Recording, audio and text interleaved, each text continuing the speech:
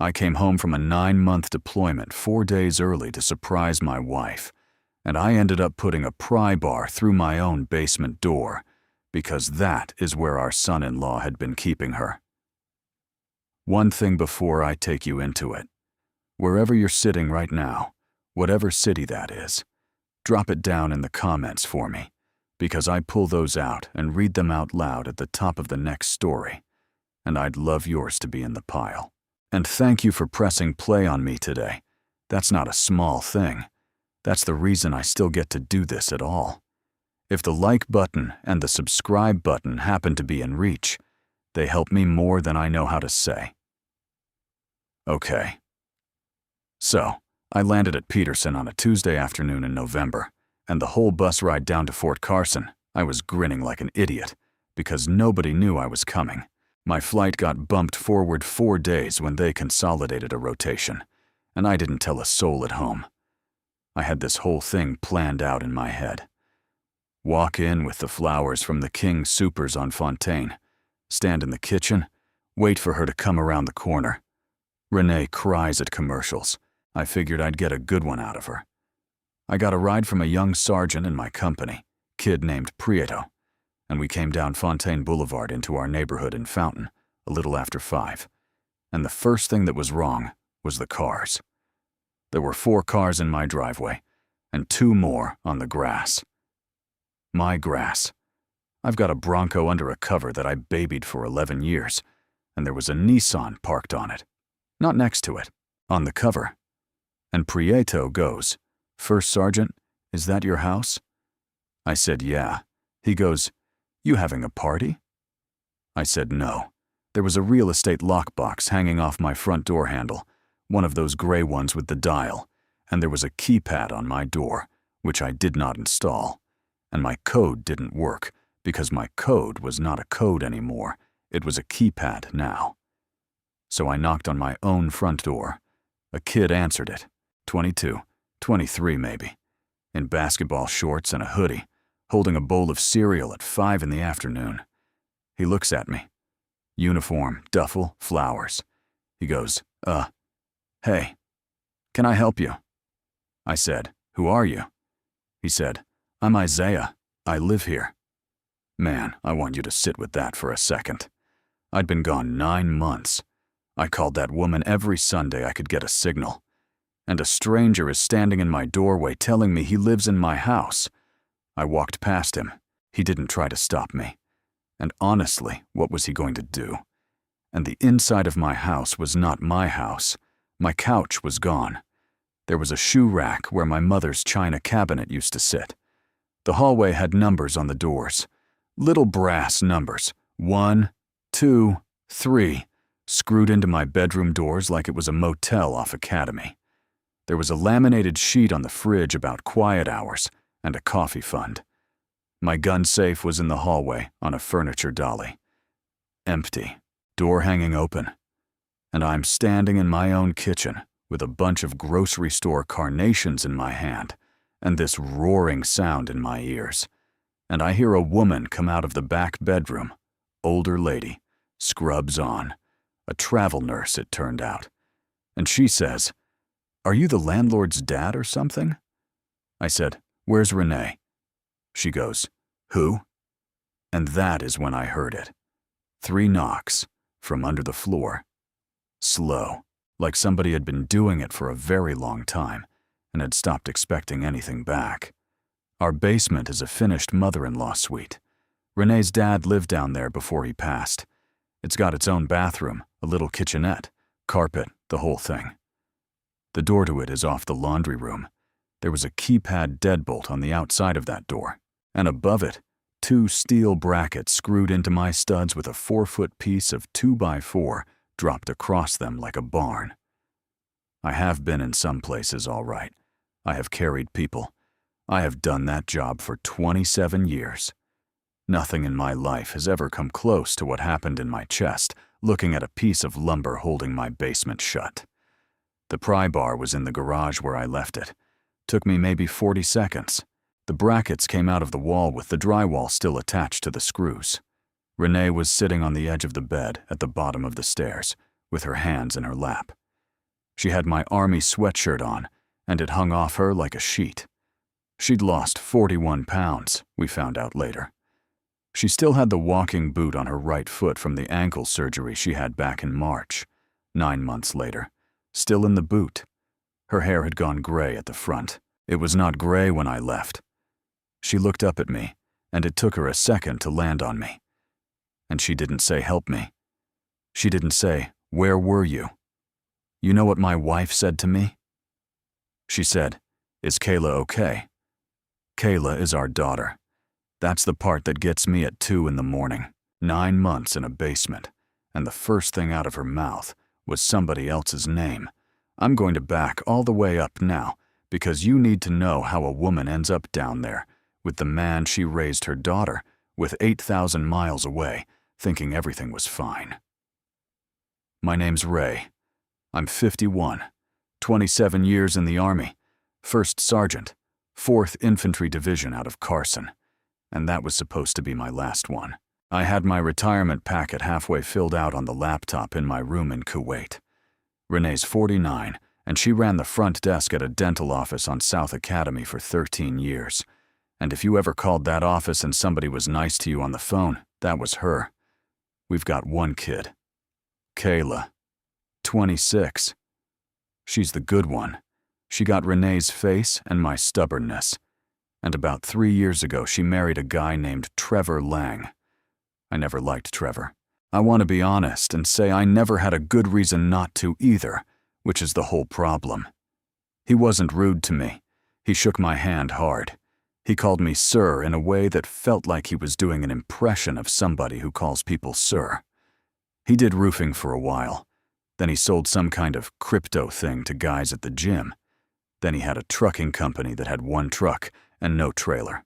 He always had a big idea, and the big idea was always going to be huge in about 6 weeks. I deployed in February. Renee had her ankle done in March, at Penrose, plate and screws, and she couldn't do stairs for a while. So Kayla and Trevor moved in to help. That was Kayla's idea, and I thought it was a good one.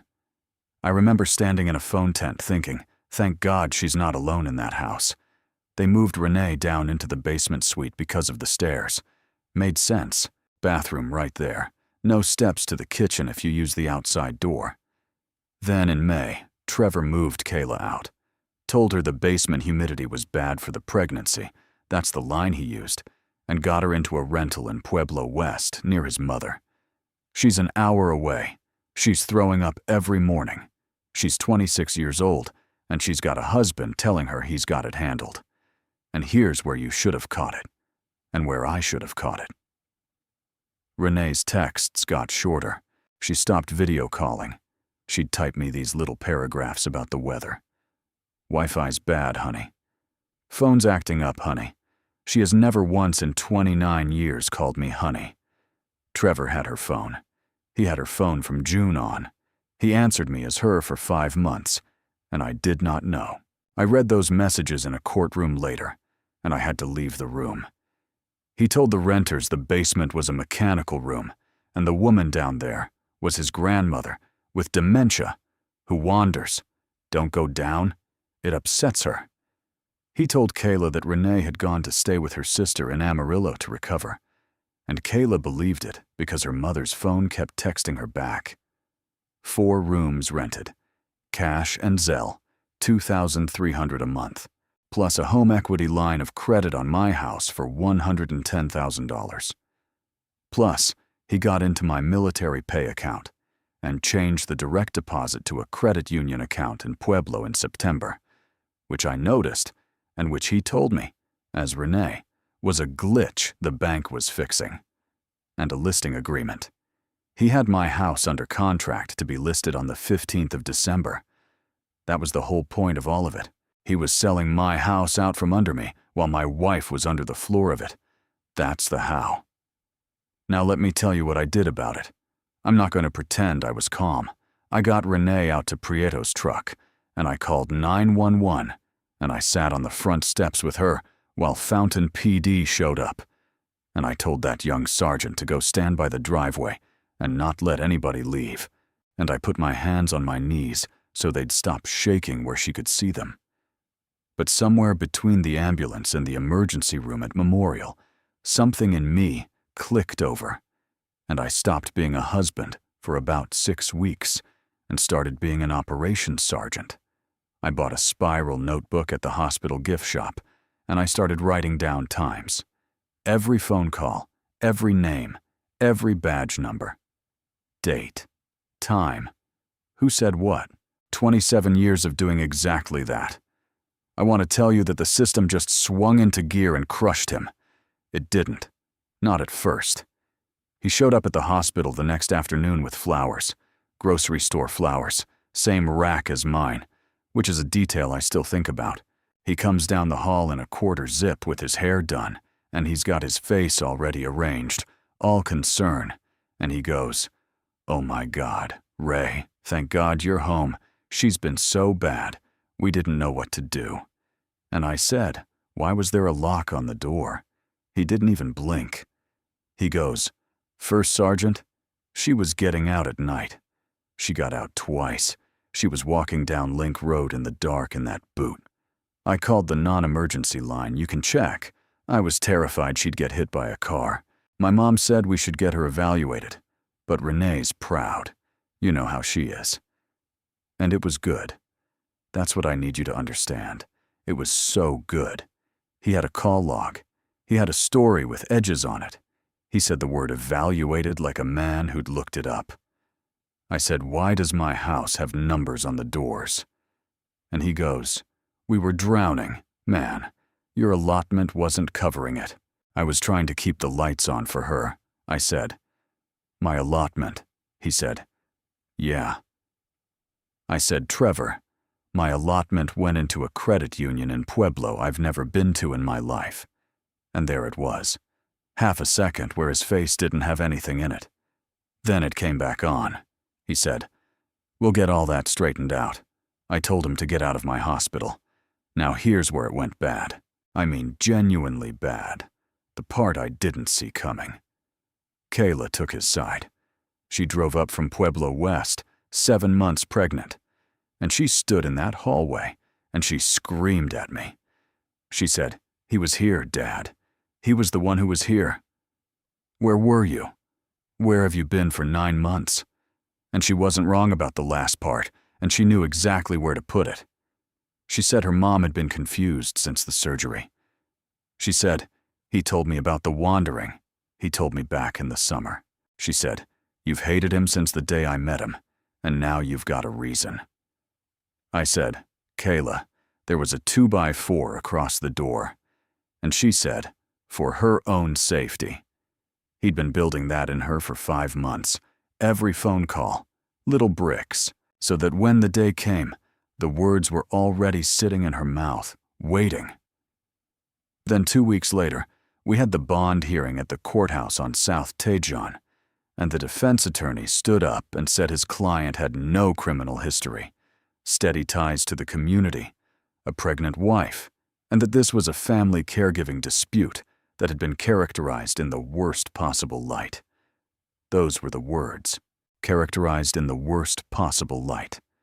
The judge set bond at $50,000, 10% to post. His mother wrote the check. I stood in that parking garage on Tejon and watched Trevor Lang walk to a car with my daughter's hand in his, and he looked back at me over the roof of it, and he did this little thing with his chin. Barely anything. Nobody else would have caught it. That was the lowest I have ever been in my life, and I'm including things I don't talk about. So I went home to a rental in Widefield, where Renee couldn't sleep unless the hall light was on, and I opened the spiral notebook, and I got to work. Let me tell you about his mother, because she's the one who cracked it. Deborah Lang. Worked 17 years at a title company in Pueblo. Sweet on the phone. Sent us a Christmas card every year with a photograph of a dog on it. And she was a notary public. The home equity line had a power of attorney attached to it. Renee's signature, giving Trevor authority over the property. Notarized by Deborah Lang on the 22nd of March. On the 22nd of March, my wife was on an operating table at Penrose Hospital getting a plate put in her ankle. She went under a little after 7 in the morning, and she was in recovery until the middle of the afternoon. I know because I watched it happen on a video call from a plywood hut in Kuwait at 4 in the morning, my time, and I saved the call log. A notary in Colorado has to keep a journal, every notarization, signature of the person, thumbprint for certain documents, the whole record. The detective, a woman named Sandoval out of Fountain PD, got the journal. There was no entry for the 22nd of March. There were entries on the 21st and the 23rd. The 22nd had been left out entirely because Deborah had done it at her kitchen table with her son and a piece of paper, and no Renee anywhere in the state of that room. And once you've got one lie with a date on it, the whole thing starts coming apart, because now everything he ever signed is worth looking at. But we still had a problem, and this was the second time I thought we were going to lose. I had cameras, doorbell camera out front, one over the driveway, put them in myself years ago. And downrange I used to pull up that app just to look at my own porch, which sounds pathetic and I don't care. That was my Sunday. I opened the app in that rental in Widefield, with Detective Sandoval sitting at the table and my hand sweating. And there was nothing. The subscription had lapsed in July. Everything past 60 days was gone. 9 months of the most important footage in my life had rolled off a server somewhere, and I hadn't paid $8 a month. I put my head down on that table. Renee put her hand on the back of my neck and didn't say anything. And then about 10 seconds later, I sat back up because I remembered something. I used to download clips. Out there, when the signal was decent, I'd save them to my phone so I could watch them later when it wasn't. Kayla walking up my steps, a fox that got into the yard in April. Just stuff. Comfort. I had 4 clips still on my phone. One of them was from the 11th of June, and it was Trevor and another guy carrying a keypad deadbolt and a package of lag bolts in from a truck. And the audio caught Trevor saying, "Get the long ones. I don't want it coming off the frame." The other guy in that clip was Kenny Boyer. Kenny was Trevor's guy. He collected the rent. He showed the rooms. He handled the cash. And Kenny is not a smart man. And I say that with a certain amount of gratitude. I found Kenny at the storage place off Fontaine on a Saturday morning, unloading my furniture out of a truck into a unit he was paying for in his own name. He saw me, and he dropped a lamp. I said, "Kenny." He said, "Ray, hey man, listen, he told me it was all squared away. He said it was her house too. He said she signed off." I said, "Kenny, who's the woman that was in the basement?" He goes, "His grandma." I said, "That's my wife." You ever watch somebody's whole life reorganize itself in front of you? He sat down on the bumper of that truck. He said the word grandma again, like it was going to work the second time. I said, "I'm not the police. The police are going to be here in about an hour because I called them before I drove over. What you do between now and then is up to you." He talked. He talked for 4 hours in an interview room, and he gave up things I never would have found, including this. Trevor sent him videos because Trevor thought it was funny. There was a clip on Kenny Boyer's phone, dated the 2nd of September, of my basement door with the 2x4 across it. And you can hear Renee on the other side of it saying, "Please, just let me call my daughter, please." And you can hear Trevor Lang laughing and saying, "She stays down there till it sells." 14 seconds. 14 seconds is what it took. That video went to the district attorney's office on a Monday, and by Wednesday they had refiled the charges up, and by Friday there was a warrant, and they picked him up in the parking lot of a gym in Pueblo at 7 in the morning with a protein shake in his hand. Now, his mother. The Secretary of State's office handles notary commissions in Colorado, and they don't play. The Journal alone did it. Her commission was revoked. She was charged with forgery and criminal impersonation, and the title company let her go the same afternoon the investigator came to the office. I wasn't there for that, and I heard about it from 3 different people because Pueblo talks. But I did see her one more time at the preliminary hearing in the hallway outside Division 15. She came at me. She had this quaver going in her voice, and she said, "Ray, I want you to know I never knew she was down there. I want you to know that." I said, "Deborah, you notarized my wife's name on a piece of paper on a day my wife was unconscious in a hospital." And she said, "He told me she was fine with it." I said, "Then you knew she wasn't there to say so." She opened her mouth, and there wasn't anything in it.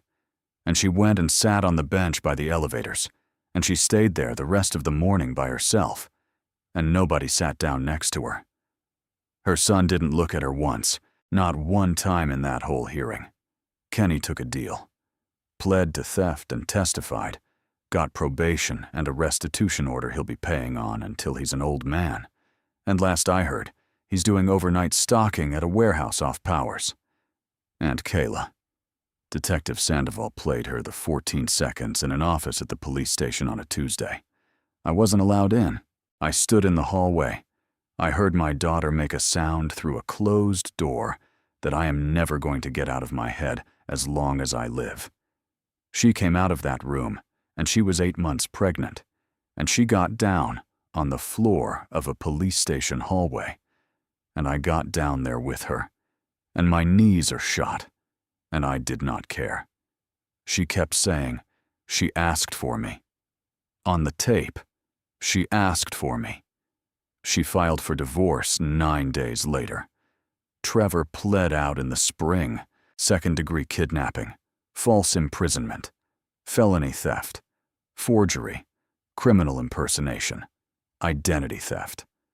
His attorney went for a competency evaluation first to buy time. Then when that came back, he tried one more thing.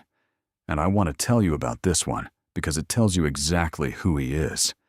He sent word through his lawyer that he'd take responsibility for everything, plead to all of it, if Kayla would agree to a parenting plan with visitation from custody. He tried to trade my wife's 9 months for my grandson. Kayla said no through her attorney in one sentence, and she never spoke to him again. The sentencing was in May at the courthouse on South Tejon, and I have to tell you about the first 10 minutes, because I nearly came out of my skin. The judge started going through the presentence report, and he's reading it out loud, and he's saying things like no prior record, and employment history, and letters of support from family and community, and he read out that Trevor had a child on the way, and I'm sitting in the 2nd row with Renee's hand in mine, and my stomach is going through the floor because it sounded exactly like a man building a ramp to probation. Renee squeezed my hand so hard my ring bit into my finger, and then the judge put the report down. He took his glasses off, and he looked over at the defense table, and he said, "Mr. Lang, I want to address the letters. Several of these describe you as a caregiver." Then he said, "I have watched the September 2nd video 11 times.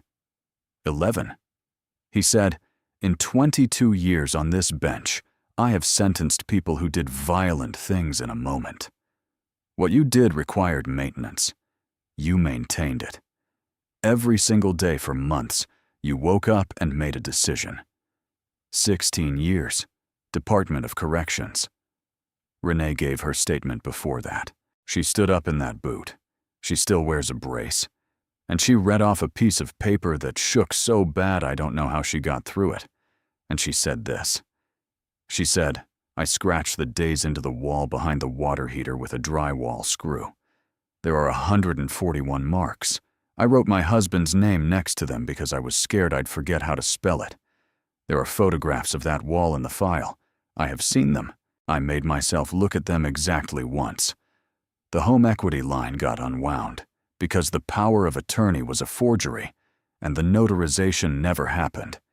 And it took 11 months and a lawyer at Fort Carson Legal Assistance who pointed me at a civil attorney in the Springs. And there's a judgment against Trevor and one against Deborah, that neither of them will ever pay a nickel of, and I know that. The judgment isn't for the money. I know exactly what it's for. We sold the house. I couldn't do it. I stood in that laundry room one time to fix the drywall where the brackets came out, and I got about half a bag of mud into it before I had to go sit in the truck. We're in Pueblo West now, in a little place with no basement, single story, and I put the flag case back up in the living room where my grandfather's flag goes. Trevor pawned it. We got it back out of a shop on Northern Avenue, and the guy behind the counter gave it to us for nothing when he heard, which is not something I expected, and which I think about a lot more than I think about the sentencing. The morning after we moved in, I came out to the kitchen at about 6, and Renee was standing at the back door with it open, in her robe, in February, in Colorado, just standing there with the cold coming in, and her coffee going cold in her hand, looking at the yard. I said, "Honey, you're letting the heat out?" She said, "I know. Give me a minute." I gave her the minute. I stood there with her. It was 18 degrees. Here's where we actually are, and I'm not going to dress it up for you, because I don't think that helps anybody. She's better. She's not fine. She eats now. She got most of the weight back. She goes to a group on Thursdays in the Springs, and she has a woman she talks to on Mondays. She still won't sleep with the bedroom door closed, and I don't ask her to. So I sleep with the hall light in my eyes, and I've gotten used to it. She flinches at the sound of a deadbolt. Any deadbolt. Hotel doors are bad. Kayla lives 12 minutes from us. The baby's name is Wyatt, and he's 14 months old, and he has, I swear to you, Trevor's exact chin, and I've had to make my peace with that in private a few times. Kayla still carries it. She sat at my table last Thanksgiving and said, "I should have driven over there one time. Dad, one time, unannounced." And I told her the same thing I tell her every time, which is that he built a wall out of her love for her mother and put her on the wrong side of it on purpose. She nods when I say it. I don't think she believes it yet. Maybe in 10 years. Me, I retired in August. I don't sleep great. I get up at 04:30 out of habit, and there's nowhere to go. So I make coffee and I sit. The thing I keep landing on, and I've had a lot of hours to land on things, is that he never had to break in. Not once. We walked him through the front door ourselves and handed him the keys and called him family, because our daughter loved him, and that was supposed to be enough. 9 months. And the whole time I was calling home and getting my own wife's phone answered by the man who was standing on the other side of that door, and I said, "I love you" into it, and I hung up feeling good.